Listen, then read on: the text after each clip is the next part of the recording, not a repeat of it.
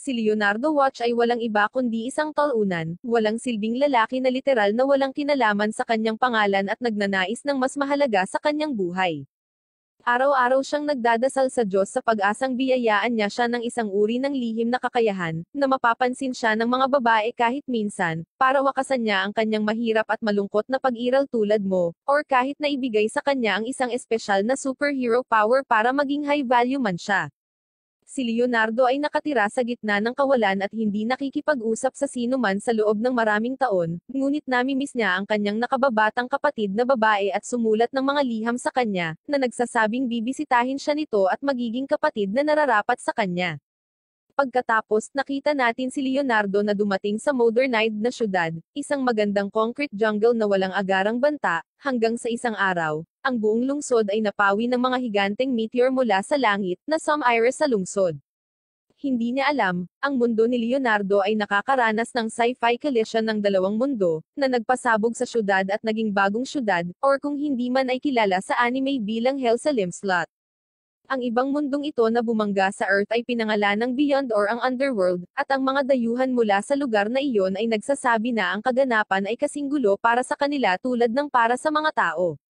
Bumagsak sila mula sa langit at nagsimulang magpasabog ng mga missile at tinatapos ng mga halimaw ang mga tao. Walang makakapigil sa kaguluhan, na nangyayari sa harap mismo ng kanilang mga mata, ngunit dahil sa rebolusyong ito, gusto ng mga regular na tao na maging mga superhero freaks tulad nitong cool-looking sniper lady or itong pogi na may puting buhok na ninja, na sinisikap ni Leonardo na maging tulad nito dahil wala siyang ibang gusto kundi maging isang makapangyarihang bayani para maging sulit ang kanyang buhay. Ngunit alam niyang siya ay isang lalaki na mahinang talunan, kaya sinubukan niyang kalimutan ang lahat ng ito at manatili na lamang sa kanyang 9 to 5 na araw na trabaho bilang isang photographer. Nang magbanggaan ang dalawang mundo, wala talagang nakakaalam kung bakit ito nangyari or kung ano ang naging sanhi nito, ngunit ang kakaibang pagbangga ay nag-uugnay sa dalawang mundo, at ang Hell sa Limslot ay naging lungsod ng kaguluhan, kung saan naninirahan ang mga tao at magkatulad na mga nilalang. Sa parehong oras, ang pamilya ni Leonardo ay bumibisita sa syudad sa pag-asa na makahanap ng lunas para sa mga binti ng kanyang kapatid, ang ibig kong sabihin ay ang kapansanan ng kapatid niyang babae. Sa sandaling iyon, nagpakita ang isang Diyos mula sa beyond sa harap nila at nagtanong kung sino ang matitira hanggang sa huli, at ipinaliwanag na gusto nitong kunin ng isa sa magkapatid ang kanyang mga mata, na magbibigay sa mahinang talunan na ito ng kakayahang itali ang kanyang sarili sa Diyos, kaya't makikita at maitatala ng Diyos ang lahat ng mga pangyayaring magaganap sa makasaysayang sandali nitong banggaan ng mga mundo. Sinabi ng kapatid ni Leonardo na si Helen na kaya nitong ibigay ang mga mata sa kanyang kapatid, ngunit dahil dito, nabulag ang kanyang kapatid dahil ito ang halaga ng pagbibigay sa kanya ng mga makapangyarihang mga mata na ito. Pero mas nagalit ngayon si Leonardo, dahil ang kawawang kapatid niya ngayon ay higit pa sa dati at mas lalo pang nagkapansanan. Ngunit sinabi sa kanya ng Diyos na mayroon na siyang mga cool at nakakatakot na mga mata na may kasamang ilang sinaunang anime sound effect, at mayroon na siyang kakayahang makita ang lahat. Ang paglipat ay nagdulot kay Leonardo ng labis na sakit, at tumagal siya ng 3 linggo upang masanay sa mga bagong mata na ito, ngunit nagawa niyang mabuhay sa pamamagitan nito.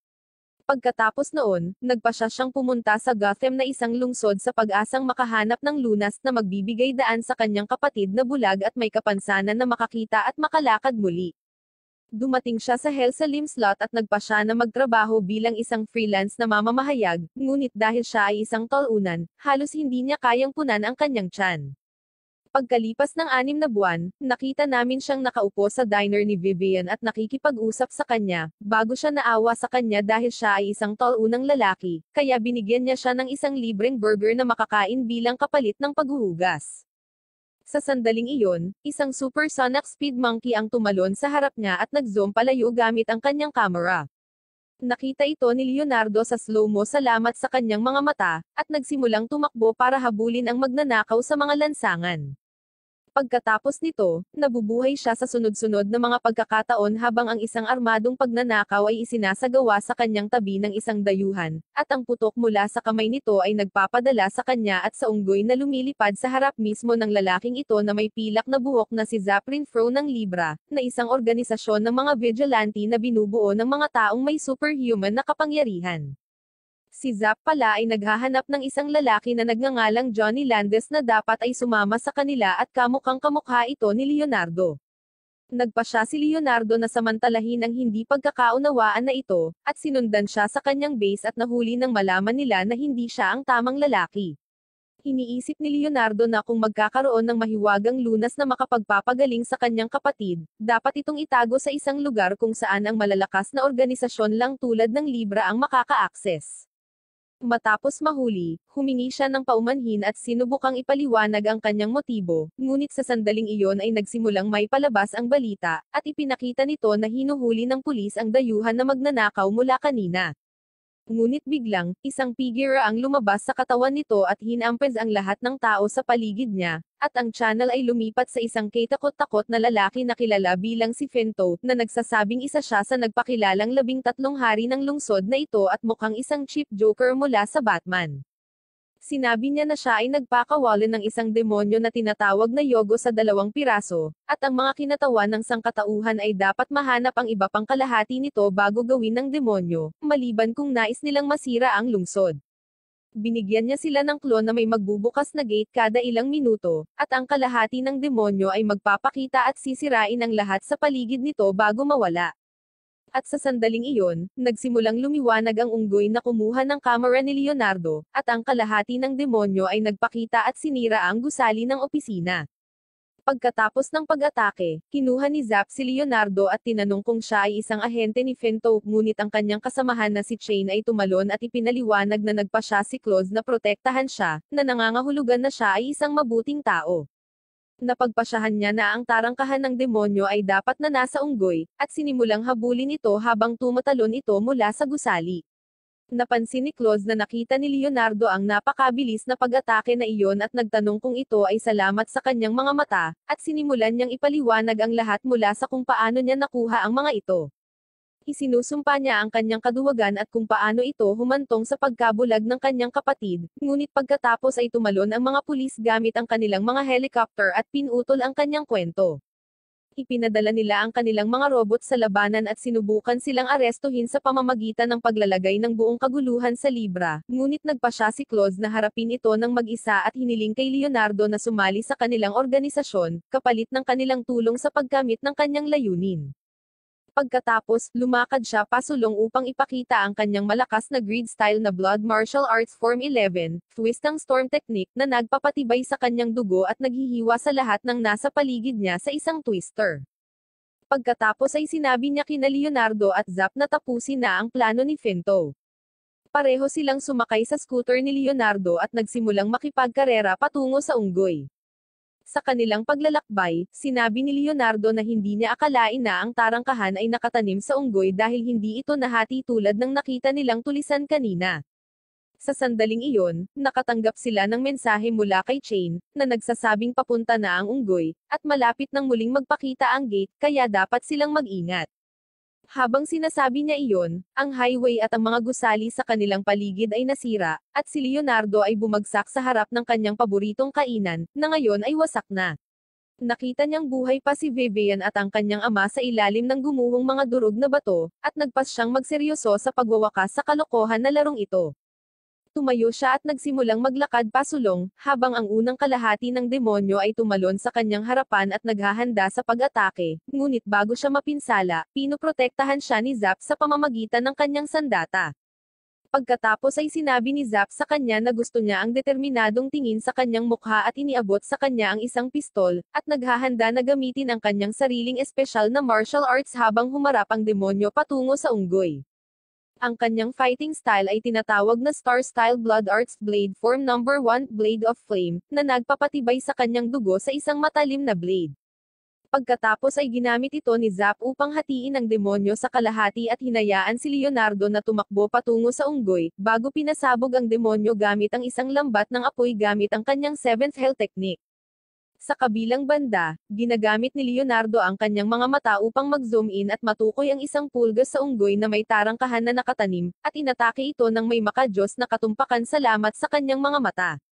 Dahil dyan, sinira niya ang mga plano ni Fento at nagtagumpay na iligtas ang lungsod sa kanyang pinakaunang misyon bilang miyembro ng Libra. Matapos harapin ang insidenteng ito, bumalik siya sa Vivian's Diner, na tila nag-ooperate-peren mula sa mga guho nito, at sinabi na kailangan pa niyang maghugas ng pinggan gaya ng ipinangako niya. Bukod doon, nauwi rin siya sa pakikipagkaibigan sa supersonic na unggoy. Pagkalipas ng ilang linggo, nakita namin si Leonardo na nagmamaneho sa magulong lungsod na ito, nagtatrabaho bilang isang pizza delivery boy. Ang kanyang unang order para sa araw na ito ay tila para sa isang maganda na vampire hunter na ipinangalan ang order kay Zap, at ang kanyang address ay tila isang hindi masyadong pampamilyang lugar. Pagkatapos gawin ang paghahatid, nagsimulang tumakbo si Leonardo dahil alam niyang iinisin siya ni Zap sa natitirang bahagi ng araw. Ito ay totoo kapag ang lahat ng kanyang paghahatid ay napunta sa kanya, ngunit sa iba't ibang lugar sa lungsod. Pagkatapos magsaya, sinabihan ni Zap si Leonardo na ihatid siya sa kanyang apartment, kapalit ng pangako niyang hindi na siya guguluhin muli sa araw na iyon. Sumang-ayon si Leonardo, at nagsimula silang magmaneho papunta sa kanyang lugar. Ngunit sa kanilang paglalakbay, napansin ni Leonardo ang isang kakaibang lalaki na may dalawang alien na nagpupuslit ng mga katawan ng tao, na tila gumagamit ng high-level na stealth magic upang itago ang kanilang sarili bilang isang negosyong dry cleaning. Nakikita sila ni Leonardo salamat sa kanyang mahiwagang mga mata, at sinubukang lumayo sa pag-asang hindi mahuli sa gulo. Sinabi niya kay Zap ang tungkol sa kanyang nakita, at hinayaan siyang maglagay ng kadena pagkatapos nila. Ngunit sa sandaling iyon, ang kanilang scooter ay inatake ng disguised alien na nagsasabing walang dapat makakakita sa kanilang pagnanakaw, at magiging isang malaking isyu para sa kanila kung ang balita tungkol sa kanilang tunay na negosyo ay lumabas. Binuhat niya si Leonardo para maputol niya ito, at makita kung paano niya nakita ang kanilang spell at iniwan si Zap para masawi. Ngunit bago siya makalayo, nagawa ni Zap na maglagay ng kaunting dugo sa damit ni Leonardo at sinabihan si Che na sundan sila. Bumalik sa van, binuksan ni Leonardo ang kanyang mga mata at natagpuan ang kanyang sarili na nakatali sa harap ng mga mandurukot. Tinanong niya sila kung ang mga tao sa mga bag ay buhay pa, at sinabi nila na sila ay iligal na dinadala bilang vacuum-sealed na pagkain para sa pagiging bago. Lumapit ang alien na nagsagawa ng stealth magic, at tinitingnan ang mga mata ni Leonardo para malaman kung paano niya nagawang makita ang kanyang spell, at nalaman niyang mayroon siyang pinakamahalagang mata ng Diyos na nakakakita ng lahat. Sa kabilang banda, nakikita namin ang vice leader ng Libra na si Steven, na tumatawag sa telepono habang nagrereklamo siya tungkol sa pagkawala ng kanilang target. Samantala, sinabi ng alien kay Leonardo na hindi na siya makapaghintay na tapusin siya, pagkatapos niyang tapusin ang kanyang trabaho upang makita kung ano pa ang nasa loob niya. Habang papunta sila sa Beyond, iniisip ni Leonardo kung ano ang magagawa niya para makatakas mula roon at nagpas siyang gamitin ang mga espesyal na kakayahan ng kanyang mga mata. Ginamit muna niya ito para ipakita ang kanyang projection sa mga alien sa van, at pinatingin sa kanila ang unggoy na sumasayaw sa kanyang harapan. Ito ay talagang nagpapagalit sa kanila, at nagpasya silang tapusin siya. Pero kapag nasa field of view na sila, ginagamit ni Leonardo ang ibang kakayahan niya, na nagpapalit ng tingin sa isa't isa at nagpapaduwal, dahilan para mabangga ng driver ang van. Kasabay nito, nakita namin si Che na pumunta sa ospital upang tingnan kung ayos lang si Zap, at sinabi ng doktor na may kakaibang nangyari sa kanya dahil sa tuwing susubukan nilang magsalin ng dugo, nawawala ito. Ipinadala niya ang impormasyong ito kay Claus, at sinabi niya na si Zap ay isang henyo at sinusubaybayan niya ang mga mandurukot, sa pamamagitan ng pagpapalawak ng napakanipis na linya ng dugo mula sa kanyang katawan hanggang sa dugo na iniwan niya kay Leonardo. Pagkatapos ay sinabi niya sa kanya na sundan ang trail sa pinakamabilis niyang bilis sa sandaling sindihan ito ni Zap. Samantala, naghahanda siyang sundan ang signal ng GPS nito sa kanyang Batmobile kasama si Steven at ang butler nitong si Gilbert. Gaya ng plinano, sinindihan ni Zap ang blood trail gamit ang kanyang lighter at sinundan ito ni Chain sa napakabilis na bilis gamit ang kanyang werewolf jeans, at lahat sila ay nakarating sa tamang oras upang iligtas si Leonardo habang nabangga niya ang van. Nakipaglaban si Steven sa halimaw ng van gamit ang kanyang Esmeralda blood freeze technique, habang si Claus ay nakikipaglaban sa mga mandurukot gamit ang Form 111 Lance of Annihilation, at sinisira ang kanilang mga hindi makamundong sarili. Pagkatapos nito, hinuli nila silang lahat at iniligtas ang 19 na nawawalang tao, na nagtapos sa kasong ito. Sa kabilang banda, nakikita natin si Leonardo na nababalot ng lahat ng mga bendahe mula sa kanyang mga pinsala, habang pinupuri siya ni Steven sa pagpapaliwanag sa stealth magic na ito, at sinasabi sa kanya kung paano ito nagdulot ng matinding kaguluhan sa magkabilang mundo. Habang iniisip ang lahat ng ito, iniisip ni Leonardo kung ito ba ang dahilan kung bakit buong araw siyang nakasama ni Zap upang hindi siya mapahamak dahil sa kanyang mga mata, ngunit pagkatapos ay tinawag siyang mahina dahil sa pang-iinis pa rin sa kanya. Pagkaraan ng ilang linggo, nagsimulang gumaling si Leonardo, at sinabihan siya ng doktor na manatili sa ospital ng ilang araw pa para makapagsagawa sila ng ilang pagsusuri at matiyak na ayos lang siya. Ginagamit ni Leonardo ang oras na ito para maglakad-lakad sa ospital, at sa huli ay nakahanap siya ng sementeryo sa likod ng ospital. Sinabi niya na ito ay isang medyo masakit na biro, sinadya, ngunit pagkatapos ay may isang may yellow na buhok na babae ang nagsimulang tumawa, at tumingin siya sa kanyang gilid upang makita siyang nakaupo sa isang istruktura. Ipinakilala niya ang kanyang sarili bilang White, at tila kilala niya kung sino si Leonardo. Tinanong niya ito kung gusto niyang maging kaibigan niya at sinabing isa talaga siyang multo. Nang marinig ito, kinunan siya ng larawan ni Leonardo at nahuli ang kanyang kasinungalingan. Nagsisimula siyang tumawa at tumalon pababa, at pareho silang naging magkaibigan. Nagkaroon na pala siya ng sakit mula nang magkabanggaan ang dalawang mundo, at na-stock sa ospital nitong nakaraang 3 taon. Nakakaramdam si White ng labis na pagkabagot na tanging ang kanyang kapatid na lalaki ang nakakausap, at natutuwa na sa wakas ay nagkaroon ng isang kaibigan tulad ni Leonardo. Sa kabilang banda, feeling blessed din si Leonardo na nakipagkaibigan sa isang cutie na tulad niya. Pagkaraan ng ilang araw, na-discharge si Leonardo at bumalik sa kanyang pang-araw-araw na buhay. Isang araw, nagising siya nang may lumilipad na ibon sa kanyang mukha sa loob mismo ng kanyang silid. Iniisip niya kung saan ito nanggaling bago tumingin sa gilid niya, at napagtantong nawawala ang buong pader.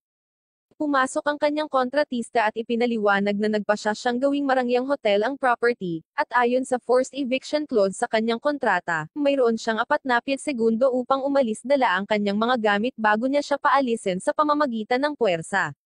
Dahil wala nang ibang mapupuntahan, tumungo si Leo sa opisina ng Libra at nahihirapan sa kanyang schedule ng pagtulog. Iminumungkahi ni Steven na kunin niya ang mga ito sa kanilang pagtaas ng mga pagpipilian sa sweldo, ngunit tumanggi siya, at sinabing tatanggapin niya lamang kung ano ang kanyang pinagtatrabahuhan. Maya-maya, pumasok si Zap at umupo sa ibabaw ni Leonardo na may kaunting dugo sa mukha.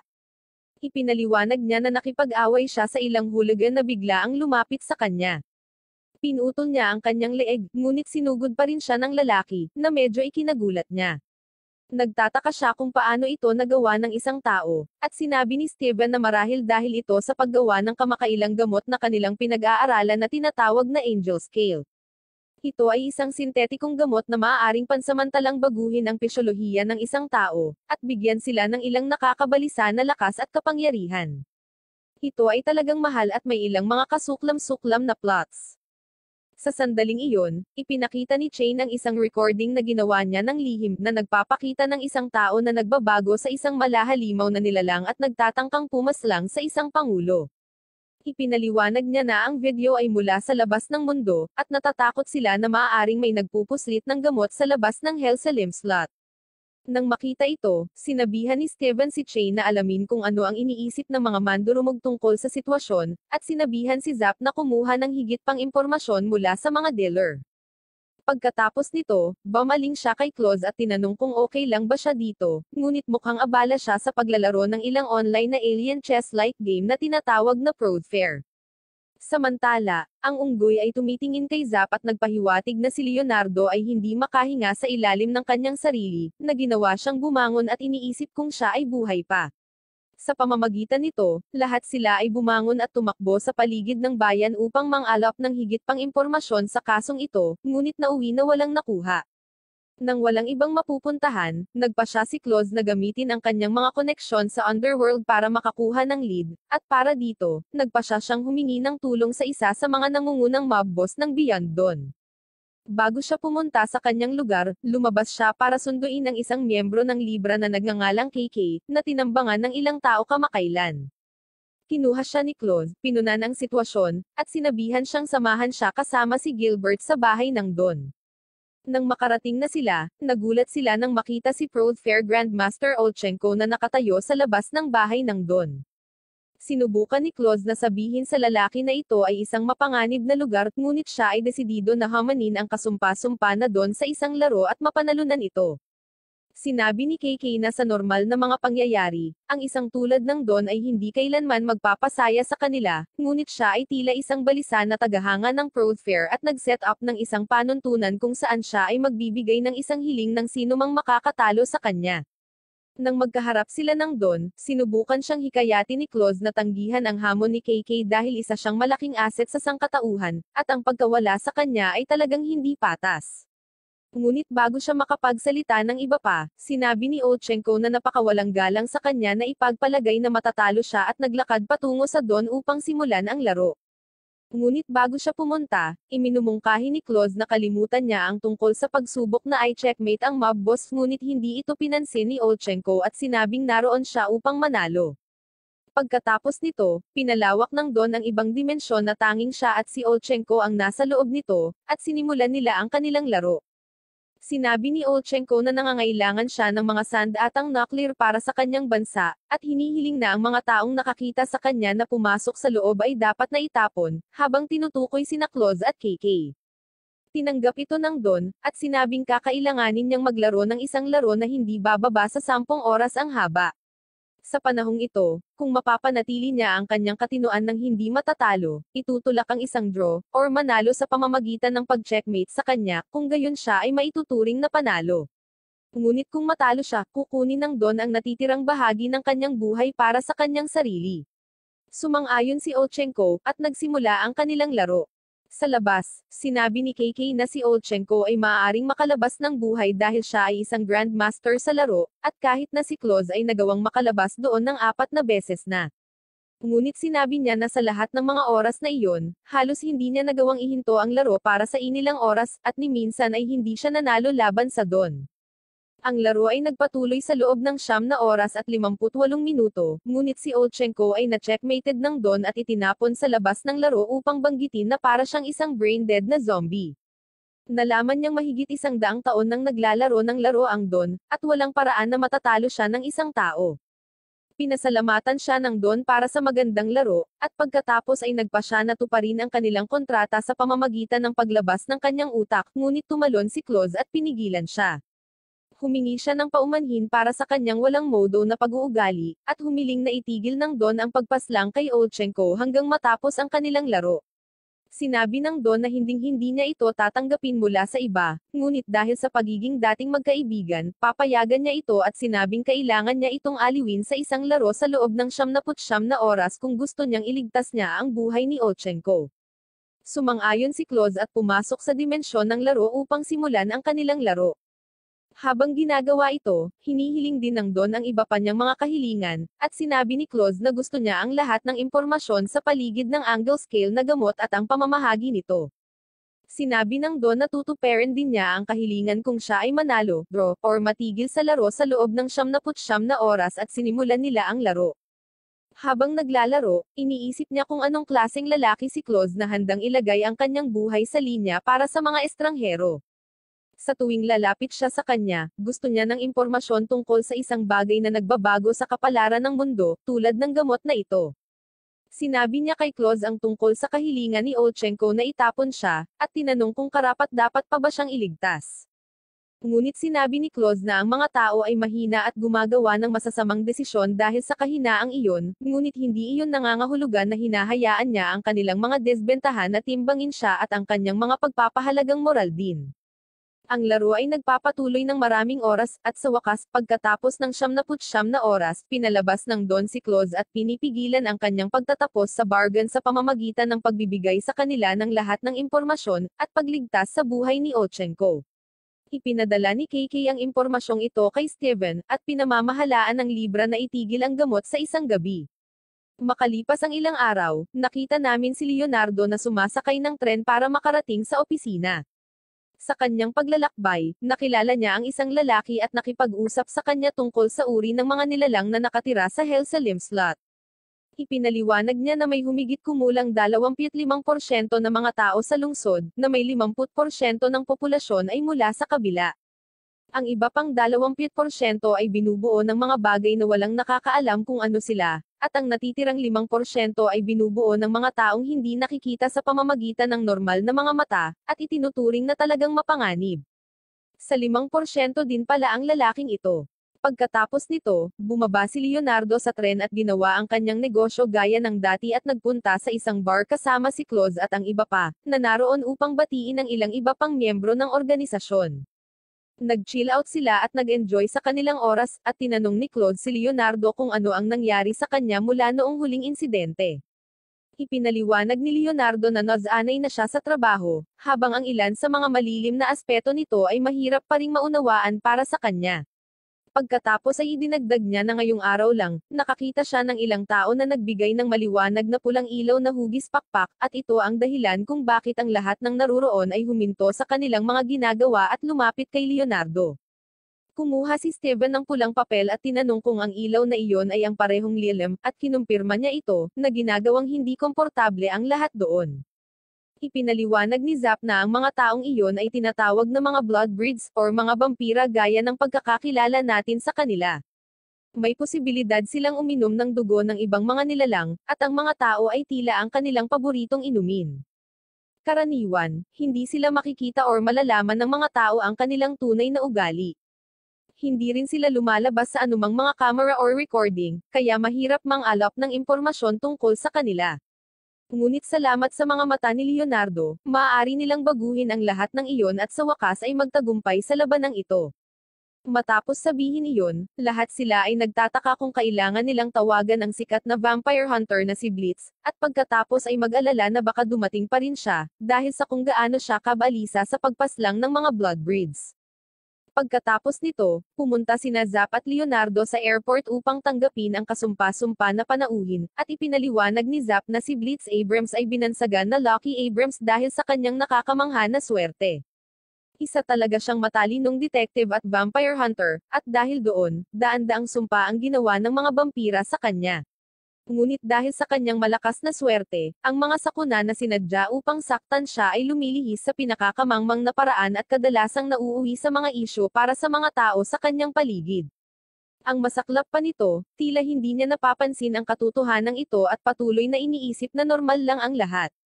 Sa sandaling iyon, nakita namin si Blitz na naglalakad palabas ng airport nang may bumagsak na eroplano sa likuran niya at nagliyab.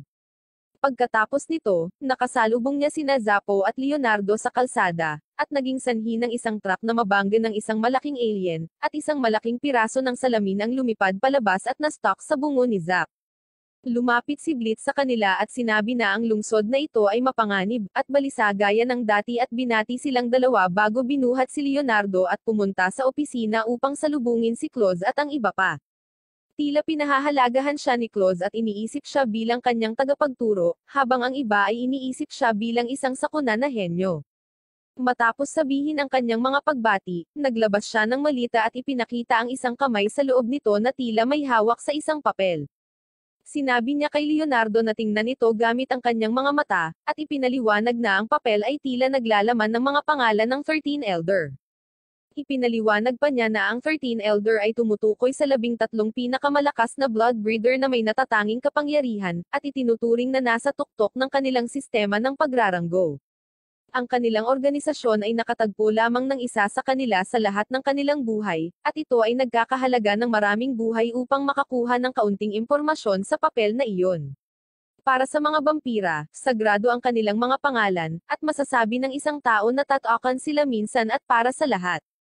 Si Leonardo ay tumingin at nakakita ng ilang mga karakter, ngunit pagkatapos ay nagsimulang lumiwanag ang kanyang paningin at nakaramdam siya ng sakit sa kanyang mga mata. Pagkatapos nito, pumunta sila sa gitna ng lungsod na tinatawag na God Central, at dadalhin tayo nito sa pinakamababang punto sa mundong ito na pinakamalapit sa Beyond.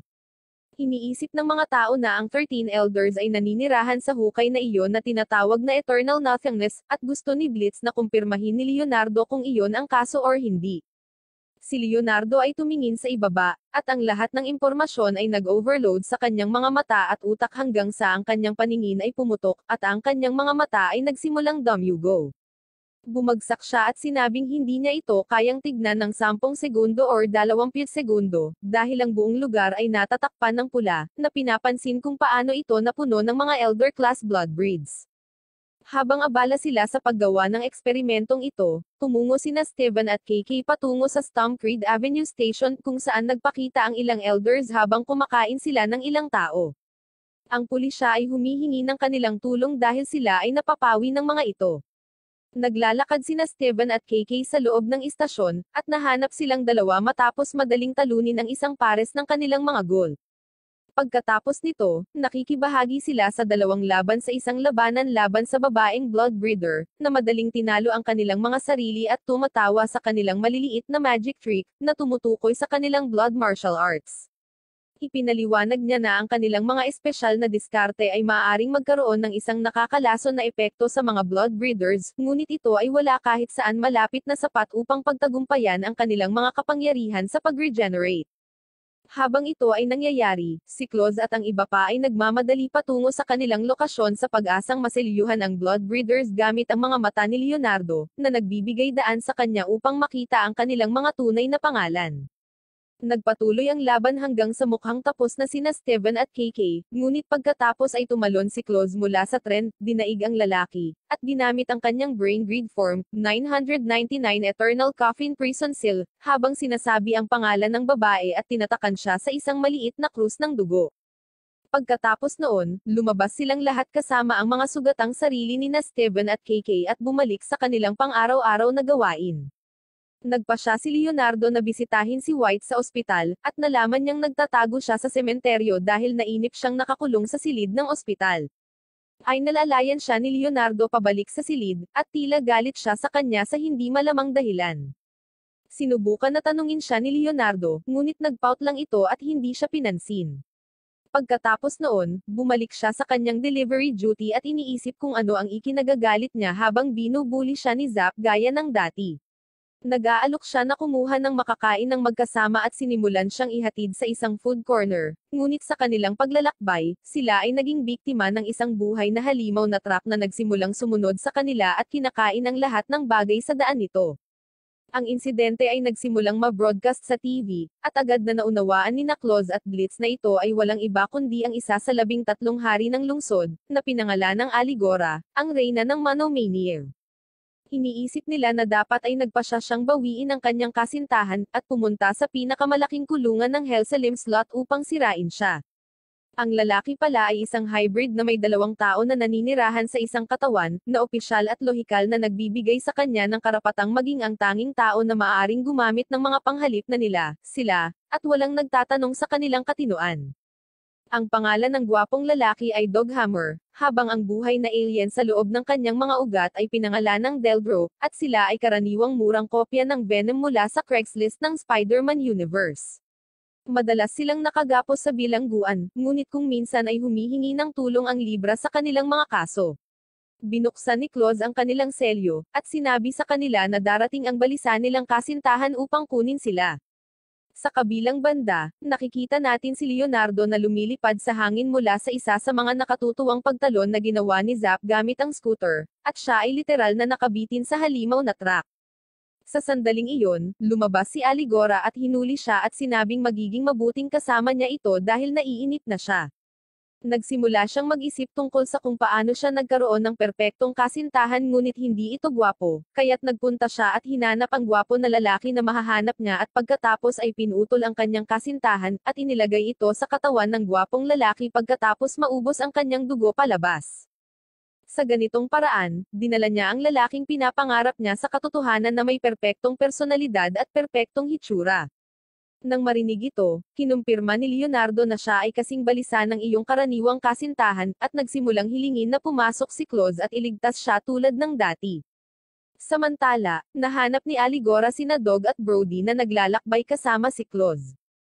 Tumawag siya sa kanila, ngunit bumaling sila sa kanilang Venom form at sinuntok ang truck ng buong lakas. Ang pag-atake ay nagpapabagal sa truck ngunit nagpapadala din sa kanila ng mga kilometro ang layo mula sa Beyond. Nang makita ito, gumawa si Steven ng plano at tinawagan si Leonardo at sinabi sa kanya na gamitin ang kanyang kakayahan upang gawin ang halimaw na truck patungo sa lokal na parke. Kapag nakaharap na ito sa parke, hindi na ito kontrolado ni KK, Steven, at Claude at lumipad papunta sa parke kung saan naghihintay si Dog sa tabi ni Zap. Kinokolekta niya ang lahat ng kanyang lakas at pagkatapos ay tinatangay ang truck sa isang hit, ipinadala ito sa labas ng lungsod habang pinaulanan ang libu-libong piraso ng metal nito sa mga tao ng Hellsalim slot na ikinasawi ng daan-daan kung hindi libu-libo. Pagkatapos nito, bumalik ang lahat sa kanilang karaniwang gawain, at napunta si Leonardo sa ospital na may ilang tahi. Sa kanyang paglabas, nakita niya si White na nakikipag-usap sa isang doktor at tumatawa at nakaramdam ng selos. Dahil siya ay alpha male, nagpa siya siyang tahimik na lumabas ngunit pagkatapos ay nag-iba ang isip at bumalik sa loob, at pinalabas siya sa ospital at dinala siya sa labas para sa isang movie date. Mukhang naghahangad na rin siya ng ganoong relasyon sa kanya, at medyo nagiging close silang dalawa. Sa kabilang banda, nakikita natin ang parehong lalaki na nakilala ni Leonardo sa istasyon ng tren na nagpapakita ng kanyang sarili bilang hari ng despair at kasabwat si Finto. Sila pala ang nasa likod ng pang-engganyo kay Aligora na habulin si Dog, at maging sanhi ng lahat ng kaguluhang ito sa lungsod. Pagkalipas ng ilang araw, nakita namin si Leonardo na naglilibot sa paligid ng 42nd Street na isang hindi nagbabagong lugar sa Hellsalim slot na hawak pa rin ang mga bahagi ng lumang syudad. Sinisigurado ng gobyerno na panatilihin ang Beyond na labas dito, at iyon ang dahilan kung bakit maraming tao ang may prejudice laban sa mga alien na parang halimaw.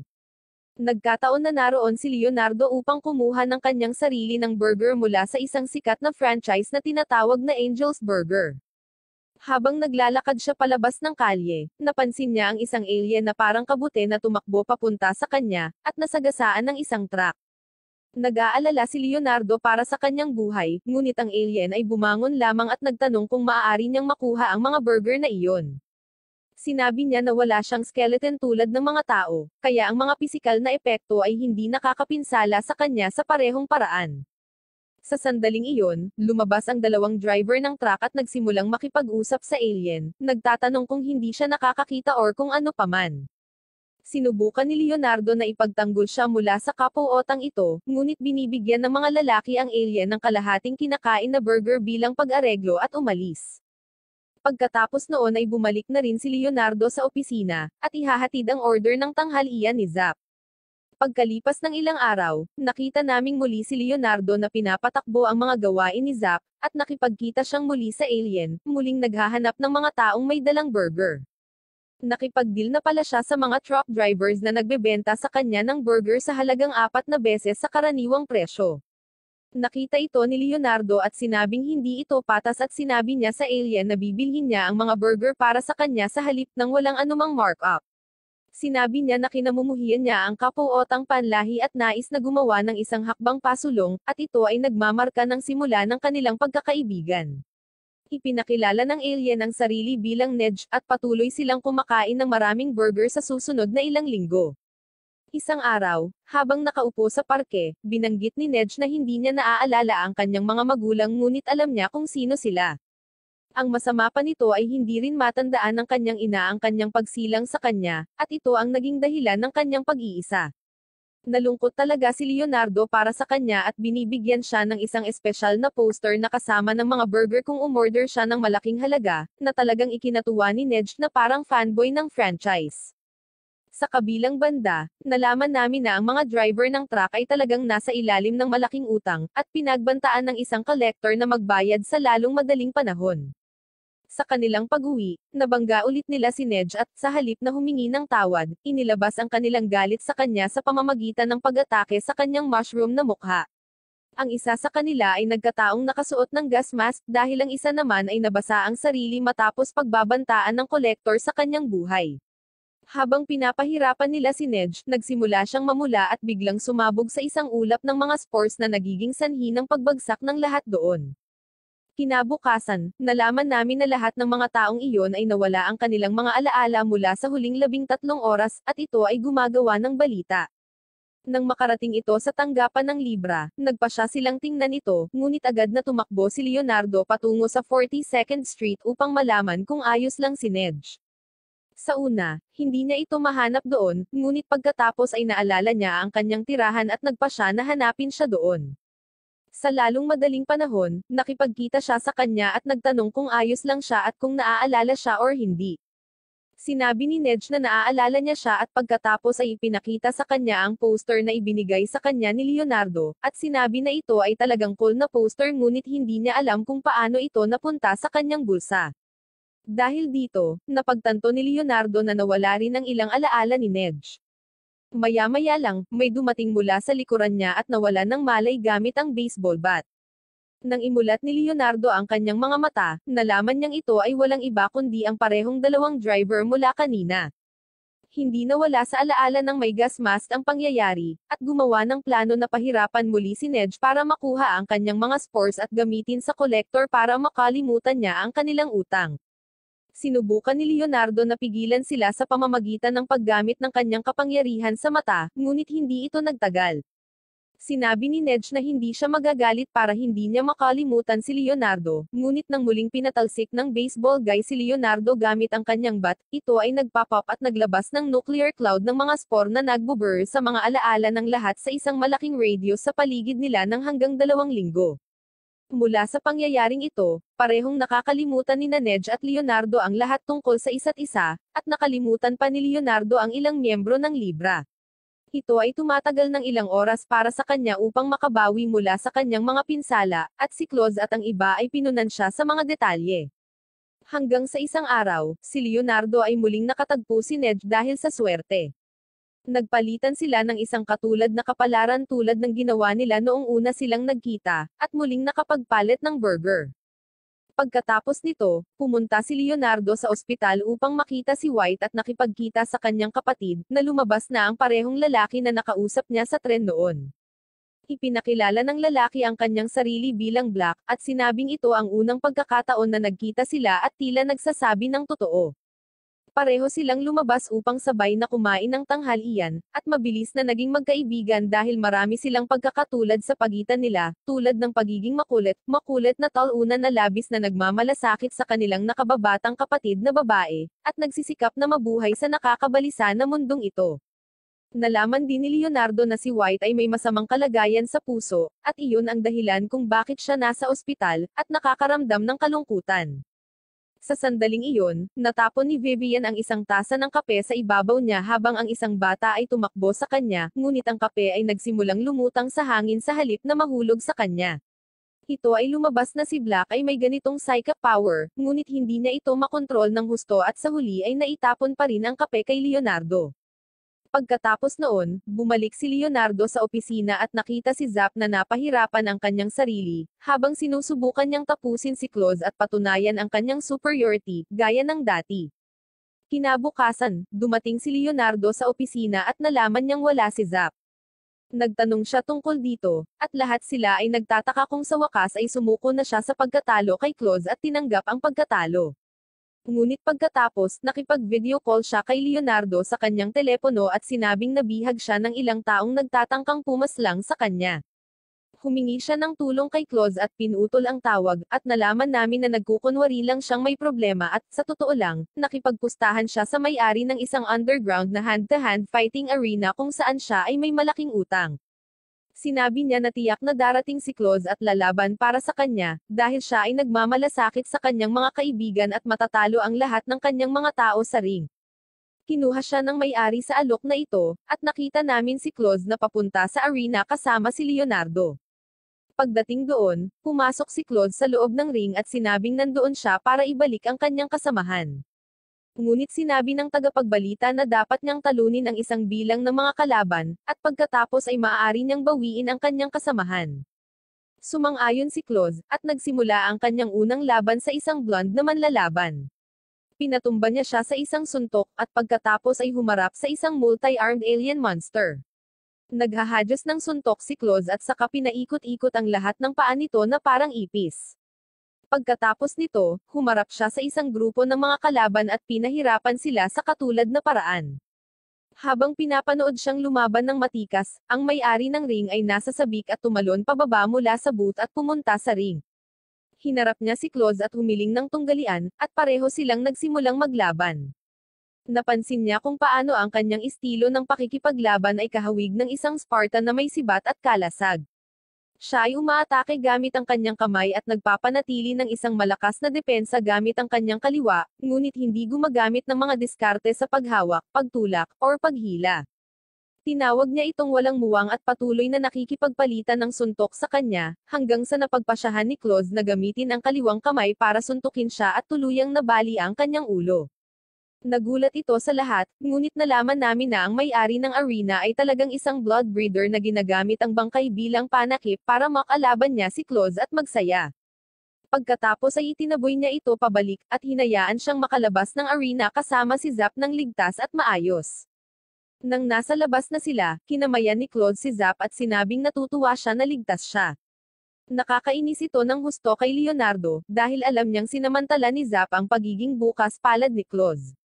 Ngunit sinabi ni Zap na habang ang pag-alis ng kanyang utang ay isang bahagi nito, ang kanyang tunay na layunin ay salakayin si Claus kapag siya ay nanghina mula sa pakikipaglaban sa lahat ng malalaking labanan na ito sa ilalim ng underground.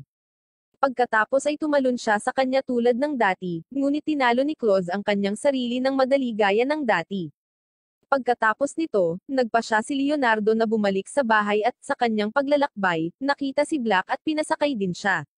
Bago umalis, nagpasalamat si Black sa kanya at sinabihan siyang ipagpatuloy ang pag-aalaga sa kanyang kapatid, at pagkatapos ay hinayaan si Leonardo na magmaneho.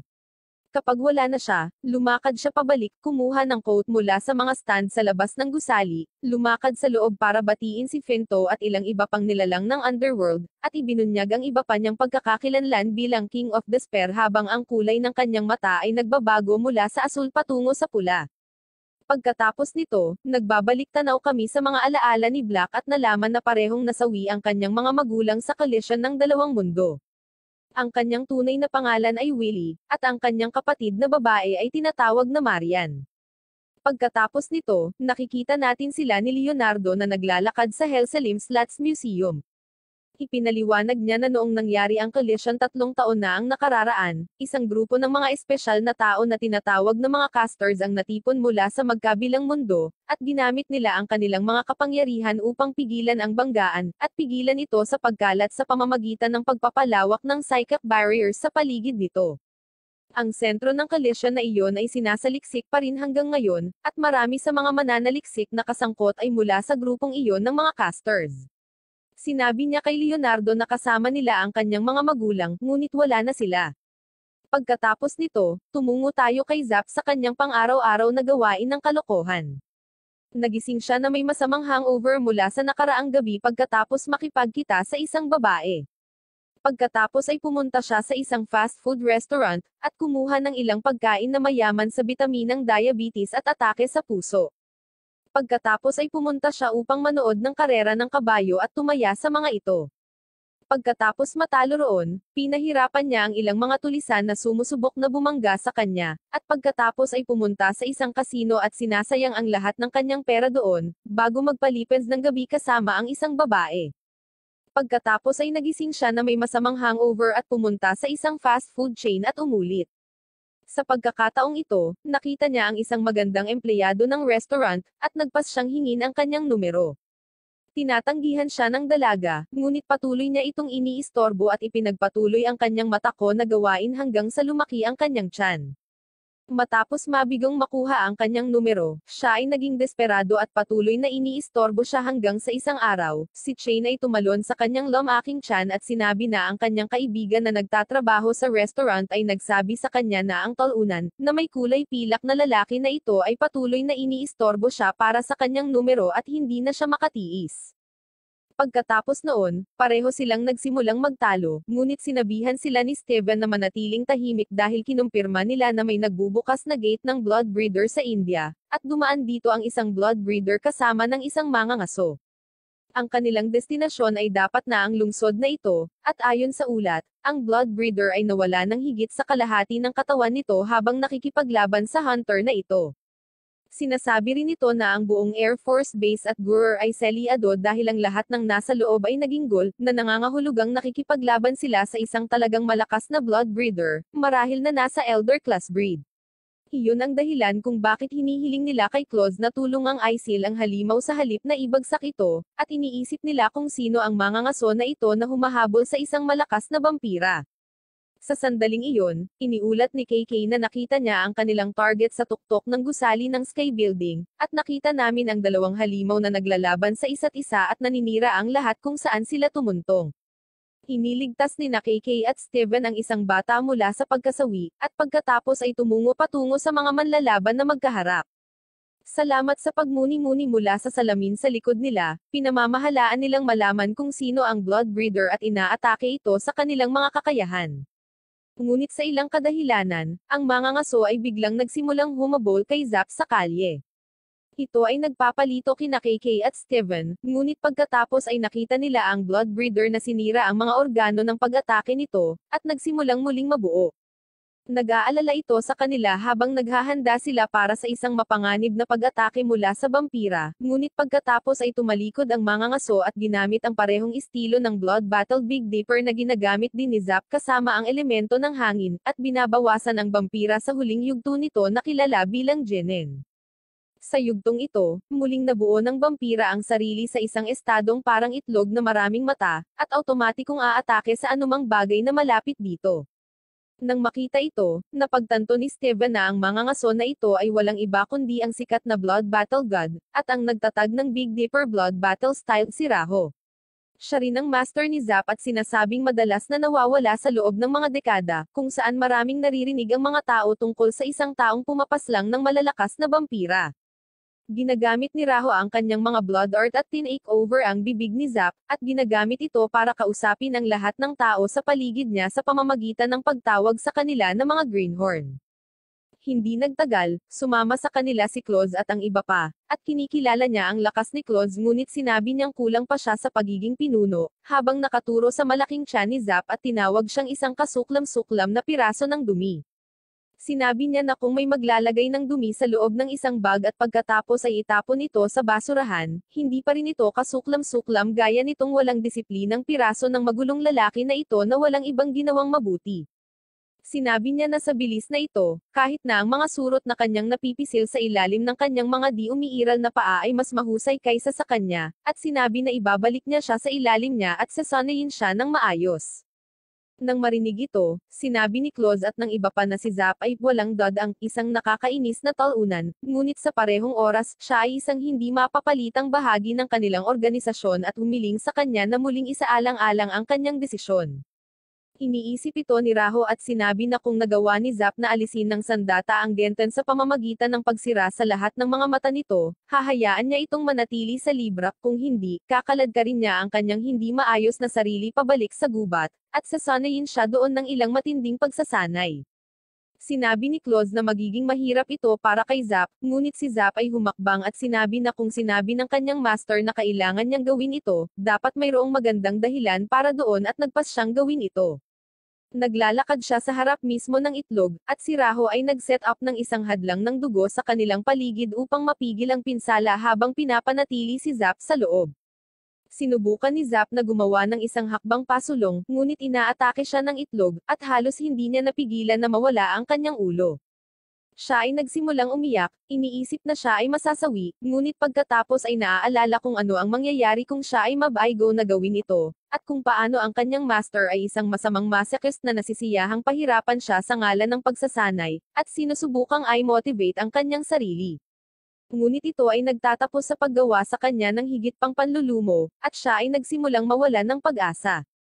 Ngunit pagkatapos ay nagpanggap si Chain na nakatanggap siya ng tawag mula sa kanyang kaibigan mula sa restaurant, na mukhang nagpainteresado kay Zap ngayon at gusto siya nito ngayon. Nang marinig ito, na-unlock ni Zap ang kanyang sariling kapangyarihan at dinasormahan ang itlog ng napakabilis at nakatutok, na ikinagulat ni Raho. Sinabi niya na hindi alintana ang kanyang pagiging walang disiplina, si Zap ang kanyang pinakatalentadong estudyante at sinusubukan siyang purihin. Ngunit dumaan lang si Zap sa kanya at kinuha ang telepono ni Chain para kausapin ang kanyang kaibigan, ngunit napagtanto niyang isa lamang itong false alarm. Samantala, nakikita namin si Black na nakikipag-usap kay White sa ospital, at tila nag-aalala siya tungkol sa pagkakaroon ng dual personality na hindi niya makontrol, at iyon ay maaaring pumalit sa kanya. Paminsan-minsan ay binabanggit kung paano sinabi ni Leonardo na nakilala niya siya noon sa isang istasyon ng tren, at sinusubukan ni White na pakalmayan siya at sinabing sobra lang ang iniisip niya at nandyan siya para suportahan siya palagi. Bumalik sa kinaroroonan ng Libra at iba pa, sinubukan ni Leonardo na tingnan ang itlog ng vampira at hanapin ang tunay na pangalan nito, ngunit sinabi niya na hindi niya mahanap ang puso nito kahit saan sa loob. Sinabi ni Raho na dapat ito ay nasa kabilang kalahati ng katawan ng blood breeder, at ang iba pa niyang mga estudyante ay dapat napapunta doon kasama nito. Bumalik sa ospital, nagpa siya si Black na lumabas at maglagay ng ilang bulaklak sa puntod ng kanyang mga magulang, at pagkatapos ay nakipag-usap sa kanyang iba pang personalidad sa loob ng kanyang ulo. Pinagtatalunan nila ang tungkol sa hindi paggamit kay White sa anumang masasamang pakana, habang sinasabi ni Black na bahagi ito ng kanilang pakikitungo, ngunit sinabi ng King of Despair na hindi niya ito pinapagawa at siya mismo ang gumagawa nito. Pagkatapos nito, pinatulog niya si Black at pumalit sa kanya.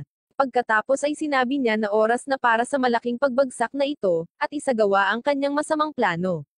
Sa kabilang banda, nakikita natin ang isang eroplano na pumapasok sa Hellsalim slot mula sa dagat. Binabalaan ito ng mga lokal na awtoridad ng air defense na umatras, ngunit napansin nila ang kalahating punit na itaas na bahagi ng katawan ng isang blood breeder na nakakabit sa harap ng eroplano. Sa pagpasok nito sa Hellsalim slot, isang malaking galamay mula sa dagat ang lumabas at dumurog sa eroplano, na nagpalipad sa cockpit sa loob ng lungsod. Sa lahat ng mga miyembro ng Libra sa lugar, tumalon si Dog at sinira ang cockpit at hinampes ito sa lupa. Pagkatapos noon, kinuha ni Claude si Leonardo at nagmamadaling pumunta sa crash site sa tabi ni Zap para malaman nila ang pangalan nito at masil ito minsan at para sa lahat. Agad silang inatake ng regenerating na vampira, ngunit dinepensahan ito ni Claude gamit ang kanyang blood cross. Binibili sila ni KK ng ilang oras sa pamamagitan ng pag-atake sa vampira, at ginamit ni Leonardo ang oras na ito para makuha ang pangalan ng vampira. Pagkatapos noon, binuhat siya ni Dog at tumalon papababa ng gusali para madala siya sa kaligtasan. Sa kabilang banda, sinubukan ni Zap na hanapin ang nakababatang disipulo ng kanyang master na dapat ay nasa eroplano, at pinutol niya ang kanyang paraan palabas at ipinakita ang kanyang sarili bilang isang fishman. Dahil dito, natatawa si Zap habang ikinukumpara siya sa sushi sa mga Japanese sweets na talagang nagpapagalit sa lalaki. Ipinakilala niya ang kanyang sarili bilang Zid, at siya ang tagapagmana ng elemento ng hangin ng Blood Battle style Big Dipper, tulad ni Zap na tagapagmana ng elemento ng apoy ng pamamaraan. Pareho nilang ipinakikita ang kanilang mga talim ng dugo at sinubukang IP ng vampira, ngunit pinakawalan nito ang nakakabalisa na blood breeder hockey at pagkatapos ay tinawag ang ibabang kalahati nito patungo sa sarili nito, na selyadong sa loob ng Genta. Tinutukan nito ni Zid ng sibat at sinabi na ang natitira ay kay Raho, ngunit si Raho ay nakatingin lamang sa ibaba nang walang ginagawa at hinahayaan ang vampira na pagsamahin ang ibabang bahagi nito. Sa sandaling iyon, napagtanto nilang pareho na gusto ng kanilang master na harapin nila ito ng mag-isa bilang isang koponan, at pareho nilang ginagamit ang kanilang pinakamalakas na kakayahan, tulad ng ginawa ni Raho kanina para selyuhan ang vampira. Habang sinisira nila ang vampira, tumalon si Claude at ginamit ang kanyang form na 999 at tinataka ng Elder Class breed sa isang maliit na blood cross sa pamamagitan ng pagsasabi ng pangalan nito. Pagkatapos nito, pinuri niya ang Libra sa kanilang pagtutulungan at koordinasyon, at sinabi na gusto niyang alagaan nila si Zid at pagkatapos ay tumakas tulad ng tatay niyong lumabas upang kumuha ng gatas at hindi na bumalik. Agad na bumagsak si Zid dahil sa pagkabigla, at pinapasok siya ni Claude at ng iba pa at hinayaan siyang magpahinga. Samantala, nakikita natin ang King of Despair na itinatakda ang kanyang plano at pinapanood ang buong pangyayaring ito kasama sina Fento at Aligora.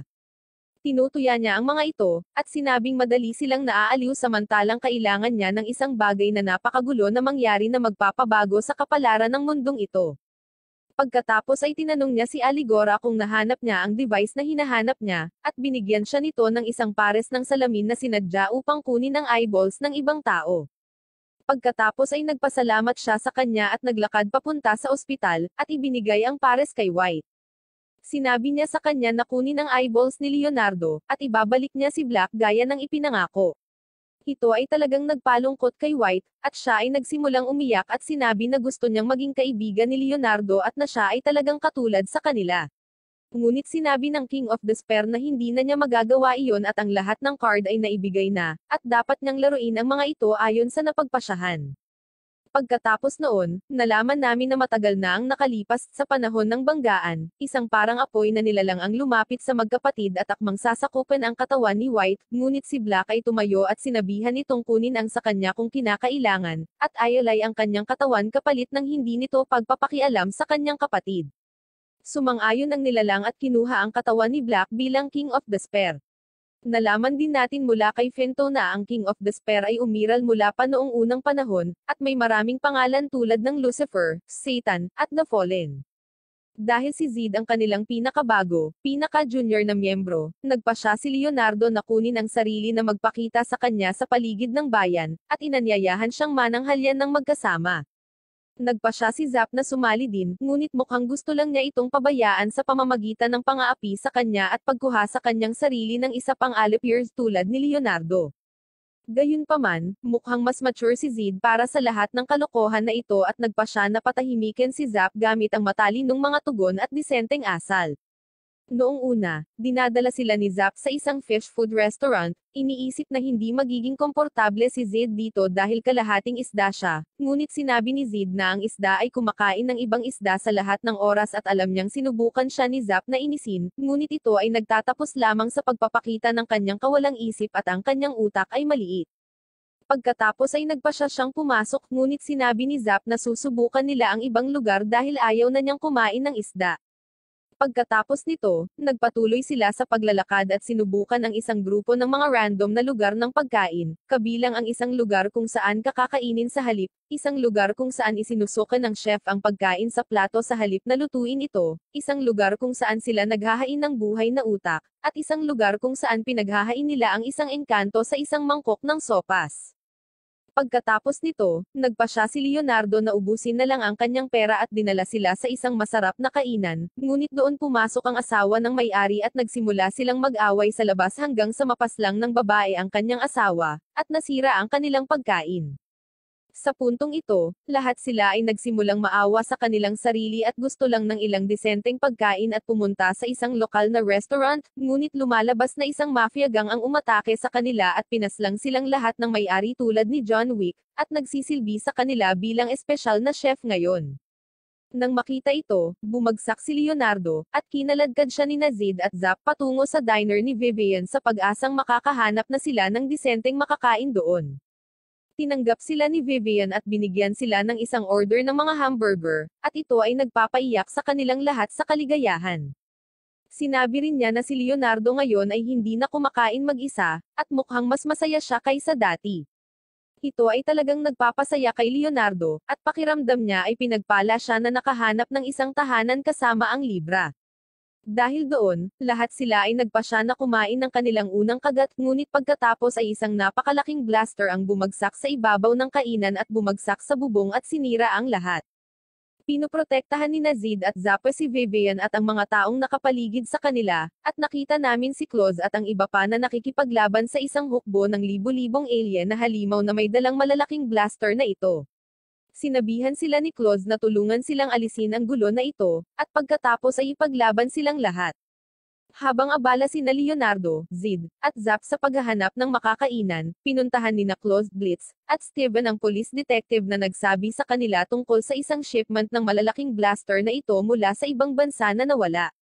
Sinabi niya na gusto niyang alagaan nila ang sino mang gumagamit ng mga ito upang magdulot ng kaguluhan sa lungsod, at iyon ang paraan kung paano kami nakarating sa kainan kung saan nakikipaglaban si Claus at ang iba pa sa mga alien. Bukod dyan, nakakatanggap din sila ng kahilingan mula sa League of High Order Spirituals, na isang organisasyon ng mga casters na nagpoprotekta sa mundo sa pamamagitan ng pag-contain ng collision. Sinabi nila sa kanila na ang isang selyo sa isa sa mga hadlang sa paligid ng lungsod ay nasira kahit papaano, at hindi sila sigurado kung ano ang sanhi nito. Sinabi nila na nangyari ito sa paligid ng lugar kung saan nila tinatakan ang huling Bloodbreeder Elder Class, at ang lahat ng ito ay mukhang masyadong kainahinala. Kaya naman gusto nilang manatili silang mapagbantay hanggang sa makahanap sila ng paraan para maayos ang harang, at mahanap kung ano ang naging sanhi ng pagkasira nito. Sinabi rin niya sa kanila na matagal na ang nakalipas nang mangyari ang collision, isang pares ng mga caster ang nawala, at walang nakakaalam kung ano ang nangyari sa kanila, ngunit mula sa insidenteng iyon, ang dalawang anak ng mga casters ay nagawang makalabas, at ang isa ay nagtatrabaho pa para sa liga, na tinutukoy na si Willie. Kasabay nito, nakikita natin ang King of Despair na naglalakad sa mga kalye ng Hellselim slot, habang nakasalubong niya ang isang babaeng pinahirapan na tila tumatakbo palayo sa mga humahabol sa kanya. Binitawan niya ito at pagkatapos ay naglakad sa isang eskinita kung saan nakilala niya ang dalawang humahabol, at sinabi sa kanila na gusto niyang maglaro, at kung mananalo sila, tutulungan niya silang mahuli ang babaeng iyon. Pagkatapos ay tinanong niya sila kung alam nila ang kanyang tunay na pangalan, na ikinagalit ng isa sa kanila, at sinubukan niyang itulak siya sa isang tabi, ngunit bigla siyang sumulpat na parang lobo at gumawa ng gulo.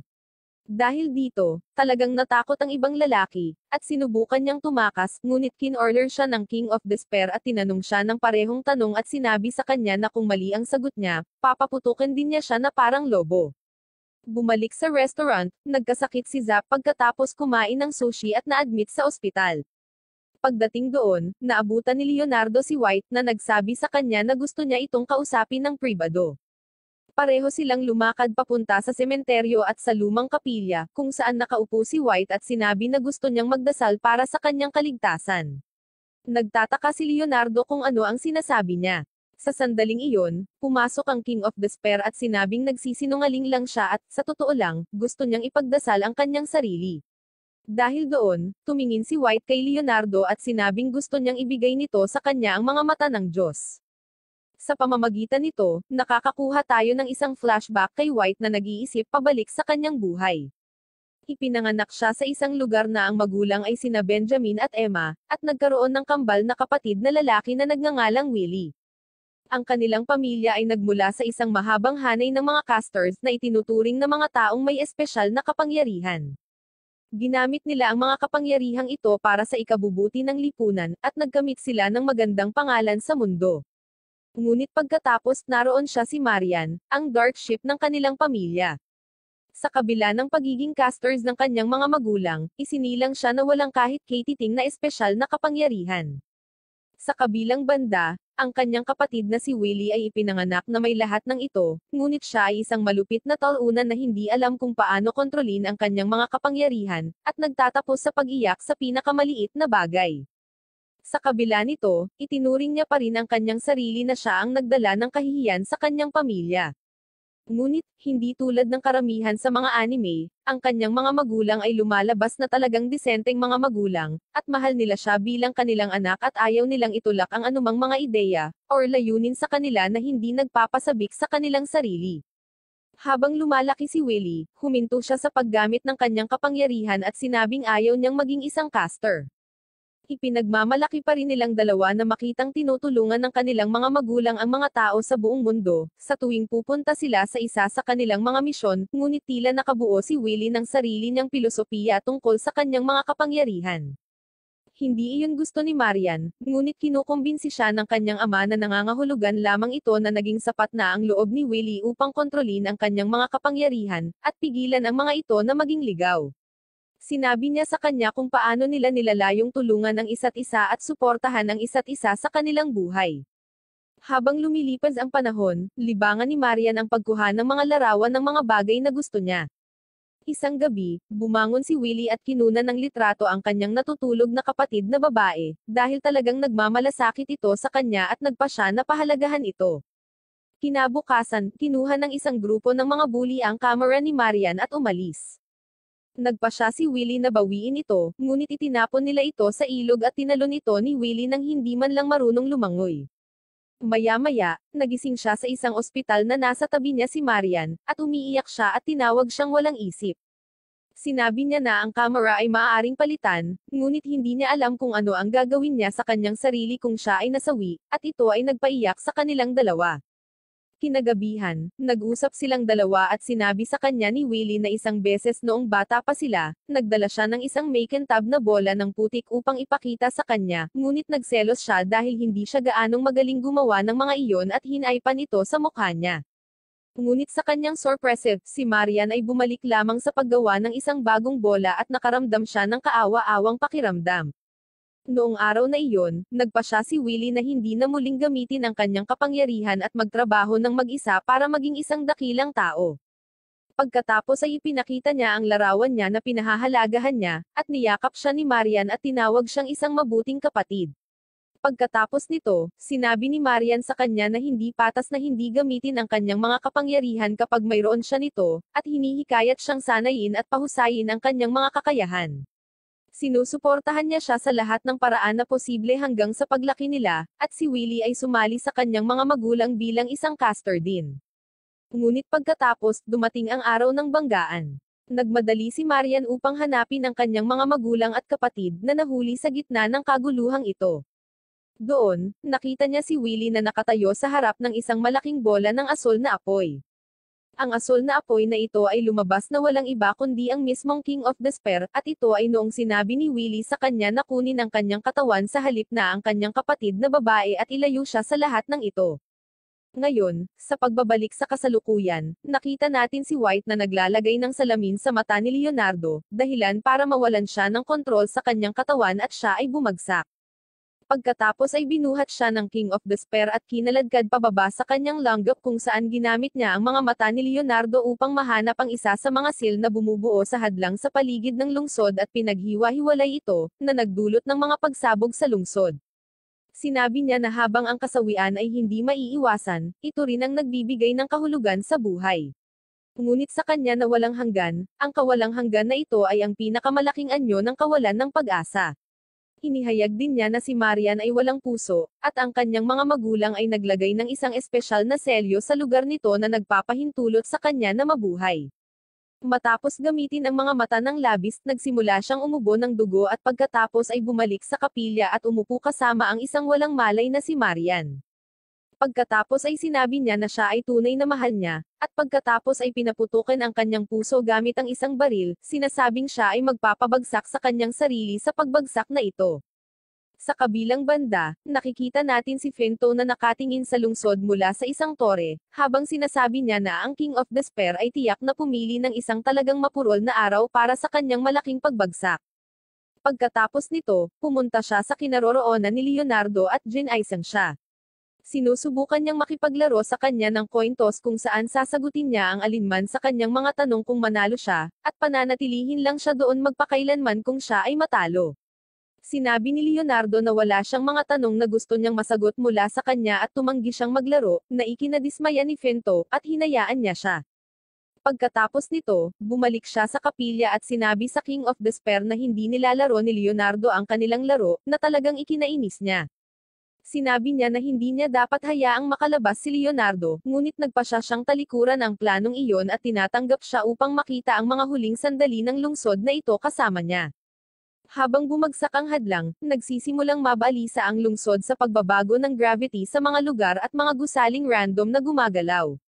Upang idagdag ang kaguluhan, ginawang multo ni Fento ang isang grupo ng mga tao at sinabi na ang isang pahayag na walang mga zombie ay nakakainip lamang, at ang mga tao sa lungsod na ito ay nangangailangan ng magandang libangan.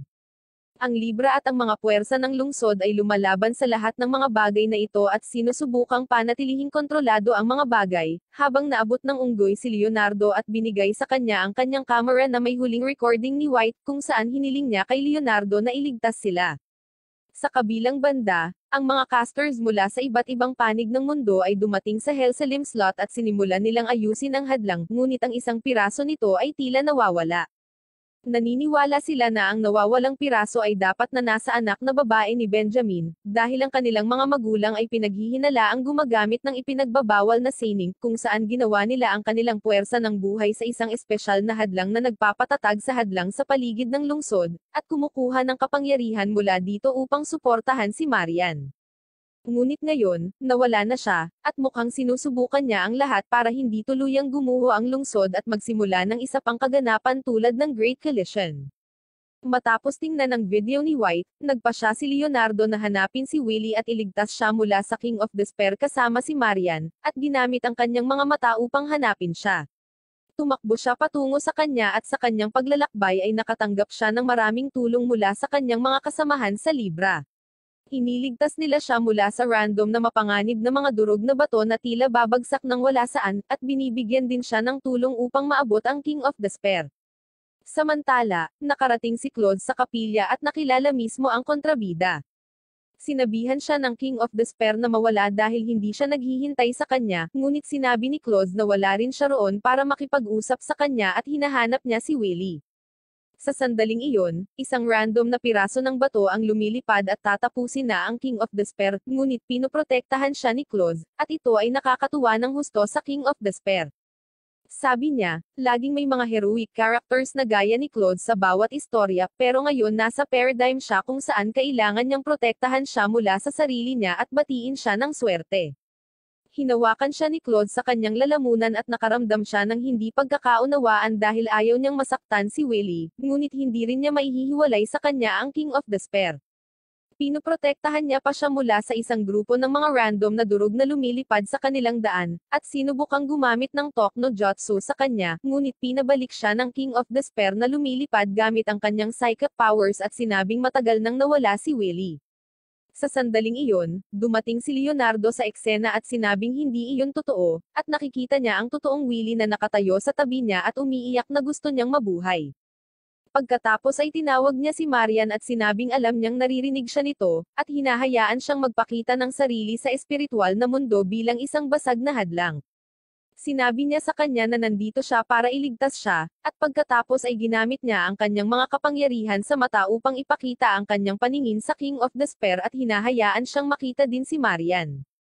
Nang makita siya, nakuha ni Willie ang kanyang kamalayan, at ang King of Despair ay tila nawala sa kanyang katawan ng tuluyan. Niyakap niya si Marian at umiyak at sinabing ayaw niyang mabuhay sa mundong wala siya, ngunit sinabi ni Willie na dapat nilang iligtas ang mundo tulad ng kanilang mga magulang at sinabi sa kanya na tumayo at gawin ang tama. Sa pamamagitan ng mga salitang ito ng paghihikayat, sinabi ni Willie na wala na siyang sapat na lakas para kumpunihin siya, kaya gusto niyang ibigay nito sa kanya ang natitirang kapangyarihan na natitira sa kanya.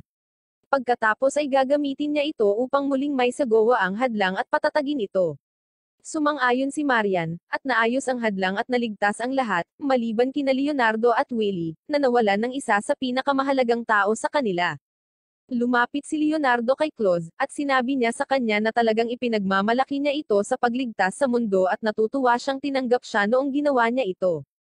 Sumang-ayon si Leonardo at nagpasalamat sa kanya para sa papuri, ngunit pagkatapos ay nagsimulang umiyak habang iniisip niya ang tungkol kay White or Marian, at kung paano nawala sa kanya ang tanging pagkakataon na maging isang lalaki, dahil walang ibang babae ang makikipag-date sa kanyang sarili. Tiningnan siya ni Willie sa gilid at sinabing mukha siyang matapang kahit umiiyak, at siya ang pag-asa nila. Pagkatapos nito, nagsisimulang bumalik sa normal ang mga bagay-bagay, at nagpapatuloy ang lahat sa kanilang mga gawain sa nakatutuwang lungsod na ito sa hangganan ng dalawang mundo.